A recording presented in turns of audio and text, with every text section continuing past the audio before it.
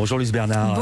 Bonjour à tous. Antoine Janton, bonjour. Salut Philippe, bonjour à tous. Antoine, au sommaire de votre journal des médias. Une saison record pour BFM TV et CNews. Arthur s'associe avec le créateur de The Voice et puis l'histoire de l'une des premières femmes trans en France. Mais d'abord, les audiences avec vous Luce Bernard. Qu'ont regardé les Français hier soir? J'avais parié plus de 16 millions pour le foot, alors vous avez raison, grosse audience aussi grosse que la déception des supporters. 16 340 000 téléspectateurs, 63,3% de part d'audience. Et sur les femmes responsables des achats de moins de 50 ans, 71,6%. Je vous donne plein de chiffres. Il y a alors même eu que un les pic clichés les disent réfractaires au football, ça fait plaisir de voir ce chiffre. Il faut sortir des clichés. Pic à justement. 18,1 millions de téléspectateurs. Au moment des tirs au but, il y a toujours 16 700 000 téléspectateurs devant la télé. Alors évidemment, ça écrase tout sur son passage. En face, France 2 a quand même un joli 2 200 000 téléspectateurs pour Major Crimes. C'était le lancement de la saison 6. Bon, c'est quand même 7 fois et demi de moins d'audience que presque 8 que TF1. Mais bon, c'est pas mal quand même, 8% de part d'audience. Et puis troisième, France 3 avec le film Tout l'argent du monde, 1 260 000 téléspectateurs, 4,7% de part d'audience. À noter que France 5 et Arte sont devant M6 qui a sacrifié une série. C'était une mini-série en 4 épisodes, une série britannique, Secret de famille, qui fait seulement 645 000 téléspectateurs sur la moyenne des 2 premiers épisodes, 2,4% de part d'audience. Culture Média. On passe au journal des médias avec vous Antoine Janton, avec à la une des audiences encore et 2 records. Le premier pour BFM TV, 2,9% de part d'audience entre septembre et aujourd'hui. C'est la meilleure saison de son histoire. BFM reste donc large leader des chaînes info. Meilleure saison et record également pour CNews, 1,8% de part d'audience sur les 10 derniers mois, une hausse de 0,7 points en un an. Et on continue avec 2 infos Culture Média. Oui, 2 infos données dans l'émission hier, séance de rattrapage donc, au cas où vous n'auriez pas tout écouté.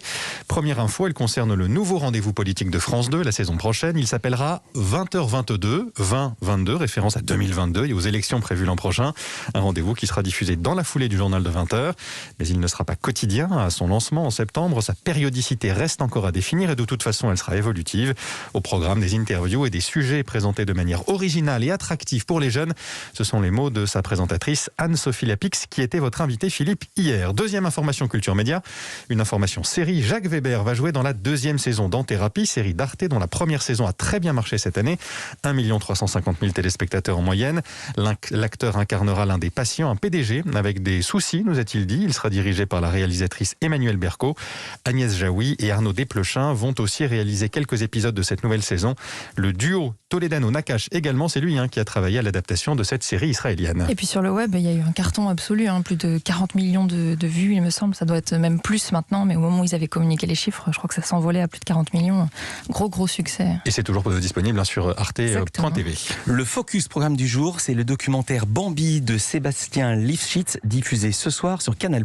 Bambi, c'est le nom de scène de Marie-Pierre Pruvot, l'une des premières femmes transgenres en France, une femme née dans un corps d'homme qui a lutté pour se faire accepter telle qu'elle est, une battante qui a impressionné et ébloui le réalisateur Sébastien Lifshitz lors de leur première rencontre. C'est quelqu'un que j'ai rencontré il y a une dizaine d'années et un soir elle m'a raconté sa vie et j'ai été complètement saisie par cette vie absolument rocambolesque.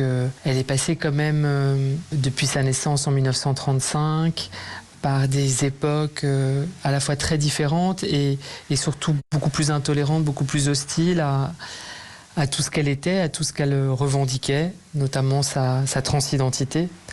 Et à une époque même où les mots n'existaient même pas pour nommer ça, en fait. À cette époque, c'est notamment les années 30 et 40, celle de l'enfance de Bambi à Alger. Alors garçon, elle ne voulait porter que des robes. C'est aussi les années 50 et 60, quand elle était l'une des icônes des cabarets parisiens. Puis la fin des années 60, quand elle décide de passer son bac à plus de 30 ans et de devenir professeur de français. Cette vie riche, libre et mouvementée, Sébastien Lifshitz l'avait déjà raconté, c'était il y a 8 ans, mais son film ne durait alors qu'1 heure, une durée frustrante pour le réalisateur qui s'est battu pour l'allonger et pour monter une version d'1h30 qui sera donc diffusée ce soir. Depuis que j'ai fait la première version du film, j'avais cette frustration, disons, donc ça me titillait. J'avais envie comme de réparer le film, si vous voulez. J'avais le sentiment que j'étais pas allée jusqu'au bout et que je devais ça à Bambi, en fait. Je trouve cette femme tellement extraordinaire et je voulais vraiment donner pleinement la mesure de tout ce qu'elle avait traversé Et puis aussi la qualité de son témoignage dans le film. C'est quand même une femme qui est une véritable conteuse. Elle a une manière de raconter sa vie, de parler de ses émotions, pratiquement de revivre devant la caméra tout un tas de moments qui l'ont marqué, que je trouve incroyable en fait. Sébastien Lifshitz, à qui on doit aussi le documentaire Petite fille notamment et adolescente, qui a reçu 3 Césars cette année. Bambi, version longue inédite, c'est ce soir à 22h50 sur Canal+, déjà disponible sur MyCanal dans le cadre d'une programmation spéciale sur les chaînes du groupe, programmation intitulée Hello and Happy Pride. Ce n'est pas nouveau, mais cela se confirme, hélas, les Français ne font pas confiance aux médias. Ils sont 55% à s'en méfier, résultat d'un sondage IFOP pour la plateforme Flint. Autre enseignement inquiétant, ils ne sont que 6% à éprouver un sentiment de confiance face aux médias. Pour que cela change, l'étude donne une piste, que les médias donnent leurs sources pour que ceux qui les regardent, les écoutent ou les lisent puissent aller vérifier eux-mêmes. Une démarche qui est souhaitée par 83% des Français, toujours selon cette même étude. Et dans l'actualité encore, un duo qui se forme à nouveau. Celui composé par Arthur et John de Mol, un tandem qui avait fait les belles heures d'Endemol au début des années 2000. Les deux producteurs s'associent donc. Ils viennent de signer un accord qui va permettre à Satisfaction, la société d'Arthur, de produire en France les nouveaux formats proposés par le groupe de John de Mol, Talpa Network. Le premier exemple, c'est Marble Mania, on en a parlé ici même, émission de divertissement diffusée vendredi dernier sur TF1.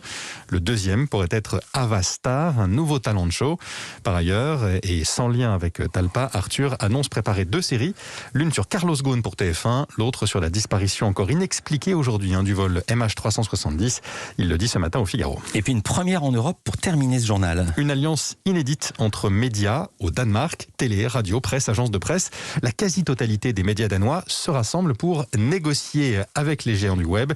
Une union donc pour tenter de peser lors des discussions sur les droits d'auteur, les droits voisins notamment. Merci beaucoup Antoine Janton, merci Luce Bernard. On vous retrouve demain pour un nouveau journal des médias et les audiences. À demain.